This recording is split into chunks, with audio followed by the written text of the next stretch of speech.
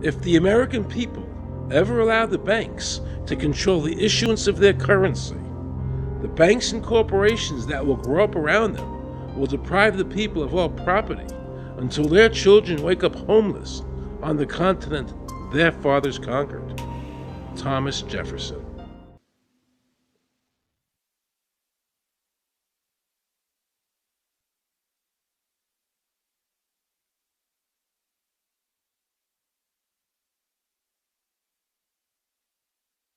People talk to me about, the issue of Republican versus Democrat, as if they don't get it. And I say, look, here's the way you get it. It's organized crime. All you do is you call the Republicans the Genoveses, and you call the Democrats the Gambinos. The people at the top, they treat it like a crap game, like it's their crap game, like they're making lots of money. Occasionally, somebody at the table shoots each other, but the moment anything threatens their crap game, they all unite to protect it. They're both controlled by the same financial, economic, and corporate interests. Originally, paper was a receipt which is used as evidence that the money exists. Over the years, of course, the government has disconnected the paper from the actual tangible substance, which is money. So now we have a piece of paper which is evidence of nothing. In the past, people were able to take their receipts, the paper, to the bank and get the real money, the gold, in exchange for the receipt. This limited the amount of money that could be printed, thereby protecting the purchasing power of your savings. You don't have to worry. That's good because I work 3 jobs and I feel like I contribute. You work 3 jobs. 3 jobs, yes. Uniquely American, isn't it? I mean, that is fantastic. In the absence of the gold standard, there is no way to protect savings from confiscation through inflation. There is no safe store of value. Gold stands as a protector of property rights. Alan Greenspan, before he went to work for the Federal Reserve System. Now Alan Greenspan and the other central bankers want you to believe that the receipt, the paper, is the real money. This is nothing more than sleight of hand. It's a magician's trick. Because for them to maintain control over the government and the people, they have to convince you that this paper is really money, because that is the essence of their power and our powerlessness to maintain control over our own government. Now we can see a new world coming into view. A world in which there is the very real prospect of a new world order. The New World Order will be built, an end run on national sovereignty, eroding it piece by piece, will accomplish much more than the old-fashioned frontal assault.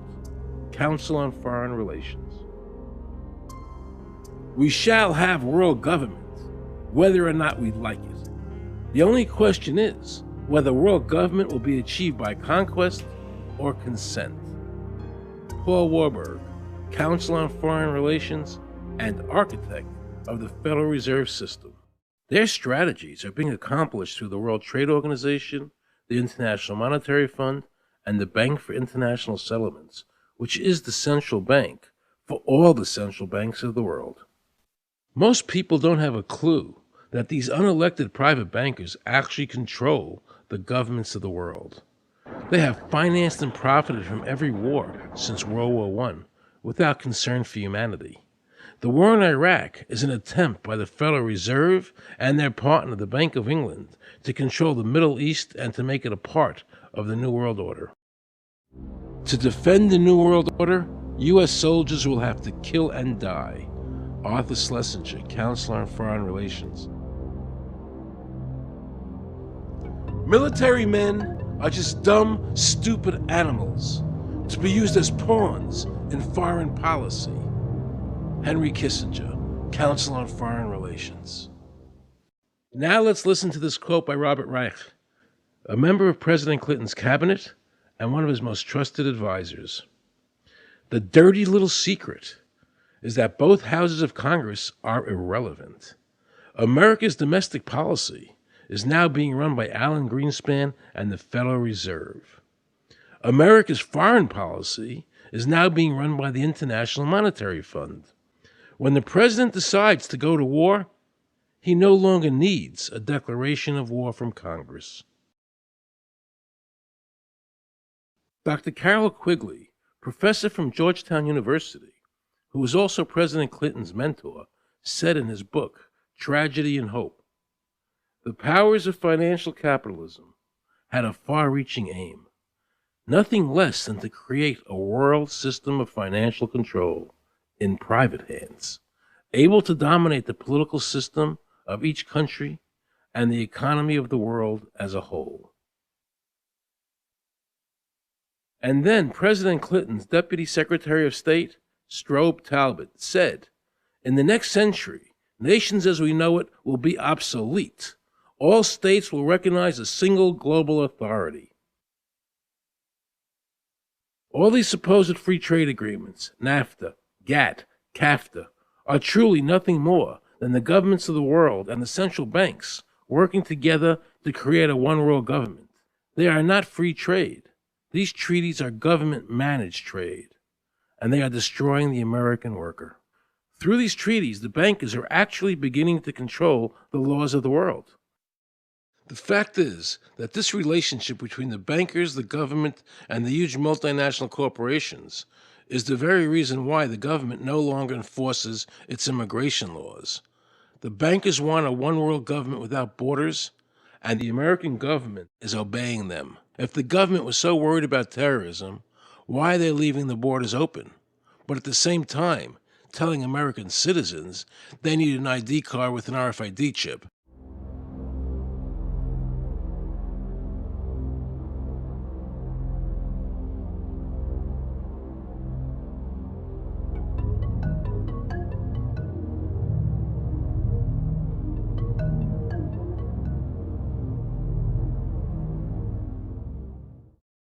The Bush administration's open borders policy and its decision to ignore the enforcement of this country's immigration laws is part of a broader agenda. President Bush signed a formal agreement that will end the United States as we know it, and he took the step without approval from either the U.S. Congress or the people of the United States.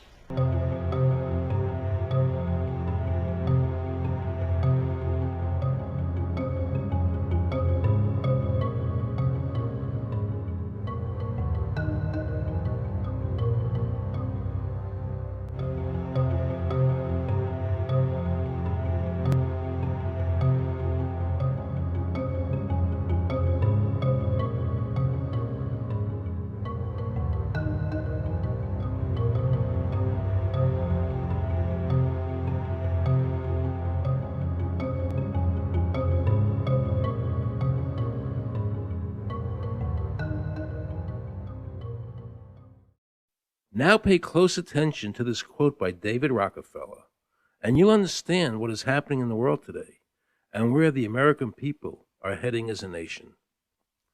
We are grateful to the Washington Post, the New York Times, Time Magazine, and other great publications whose directors have attended our meetings and respected their promises of discretion for almost 40 years. It would have been impossible for us to develop our plan for the world if we had been subjected to the lights of publicity during those years. But now, the world is more sophisticated and prepared to march towards a world government. The supranational sovereignty of an intellectual elite and world bankers is surely preferable to the national autodetermination practiced in past centuries. David Rockefeller, a member of the Council on Foreign Relations, actually believes that we would be better off if he and his bank of friends ran the world.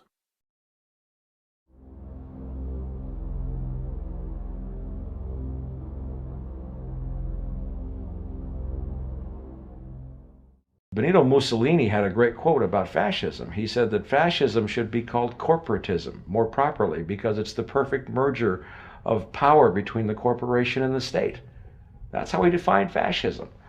And that's what we're seeing here. The media controls the information that a person gets. In various ways, they can make sure that the average American watching the tube or reading the newspaper is going to come out with a certain mindset. He's going to say, this is good, that's bad, and that's all they have to do. You look at the ownership of corporate media in this country. Who owns CBS? Viacom? Who owns NBC? GE? Who owns ABC? Disney? Americans have been taught to expect their salvation from government instead of recognizing government as the most dangerous threat they'll face in their lives.